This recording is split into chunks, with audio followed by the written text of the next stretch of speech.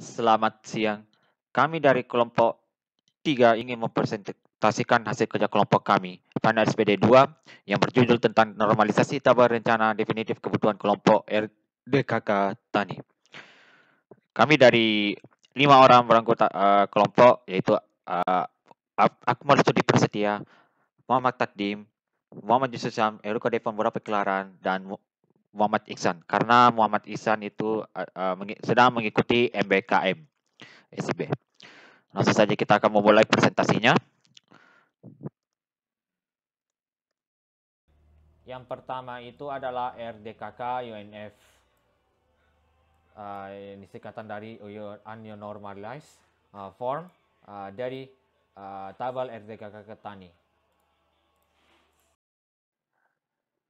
Baik, saya akan menjelaskan tentang di tabel RDKK. Jadi yang RDKK UNF ini, Tani ini yang terdiri dari itu adalah nama penyuluh, kemudian kode desa, kemudian kios pengecer, nama kios pengecer, dan juga nama petani, KTP, tempat lahir, tanggal lahir, ibu kandung, alamat subsektor, koordinasi MT1, luas lahan MT1, pupuk urea MT1, pupuk MPK MT1, pupuk NPK formula MT1, pupuk organik granul dan organik cair dari MT1. Kemudian koordinasi MT2 aja bisa kita lihat di sini bahwa di dalam ini ada beberapa juga bagian-bagian juga sama juga, tapi dia berbagian kedua di MT2.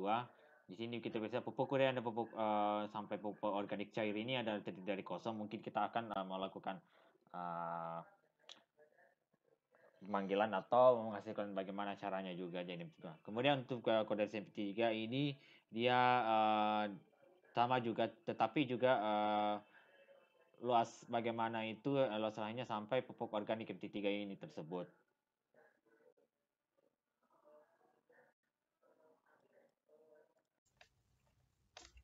Oke, selanjutnya saya atas nama Muhammad Yusuf Syam akan menjelaskan bentuk first normalized form atau tahap normalisasi pertama dari tabel RDKK Tani.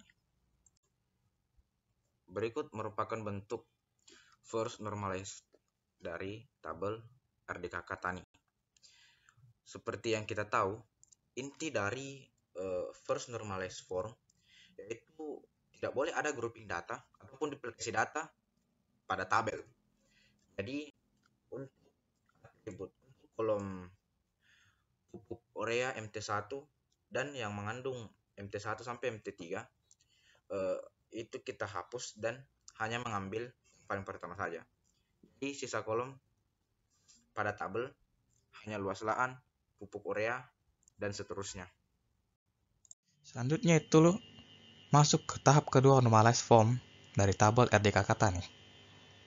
Selanjutnya itu tabel bentuk kedua dari RDKK Tani, di mana hanya tersisa kode desa, kode kios, gapoktan, nama poktan, KTP, subsektor, komoditas, luas lahan, pupuk urea, pupuk SP, pupuk ZA, pupuk NPK, formula, pupuk organik granul, serta pupuk organik cair. Hal ini terjadi karena pada tabel sebelumnya terdapat nama penyuluh dan kode desa. Itu nama penyuluh dapat dihilangkan dan dibuat tabel baru dengan kode desa karena value-nya itu sama. Lalu selanjutnya hal yang dapat dibuatkan tabel baru yaitu nama petani, KTP, tempat lahir, tanggal lahir, nama ibu kandung, serta alamat. Nah, informasi tersebut telah diwakilkan oleh KTP, maka yang tetap pada tabel yaitu KTP. Lalu selanjutnya yaitu kios pengecer yang terdiri dari kode kios pengecer serta nama kios pengecer. Nah, kode kios pengecer itu sebenarnya telah mewakili nama kios pengecer. Jadi pada tabel bentuk kedua itu yang hanya dimasukkan adalah kode kios pengecer. Seperti yang sebelumnya, pada tabel 2 bentuk kedua RDKK Tani dapat dipisahkan nama penyuluh serta kode desa dengan membuat tabel barunya. Selanjutnya adalah tabel nama petani hingga alamat dibuatkan tabel baru, karena yang hanya akan dimasukkan untuk bentuk kedua itu KTP, di mana KTP telah mewakili hal ini. Lalu selanjutnya, yang dibuatkan tabel baru adalah kios pengecer, yang terdiri dari tabel kode kios pengecer dan nama kios pengecer. Baik, selanjutnya adalah tabel RDKK Tani dalam bentuk Third Normalized Form atau 3NF. Nah, ini merupakan tabel 3NF atau Third Normalized Form dari RDKK Tani. Telah diketahui dalam konsep bentuk normal ketiga dari normalisasi tabel, itu memiliki dua syarat. Yang pertama adalah tabel itu harus dalam bentuk normal kedua terlebih dahulu, di mana dalam hal ini itu sudah dicapai.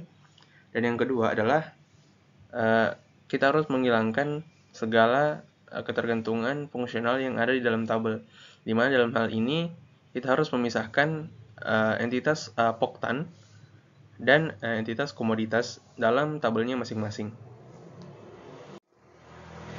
Baik, ini merupakan entitas baru yang telah dibentuk dari tabel Third Normalized Form dari RDKK Tani, yaitu entitas poktan dengan memiliki 3 kolom, yaitu ID poktan, nama poktan, dan K-poktan. Dengan ID poktan ini berfungsi sebagai primary key atau kunci utama dari entitas poktan ini.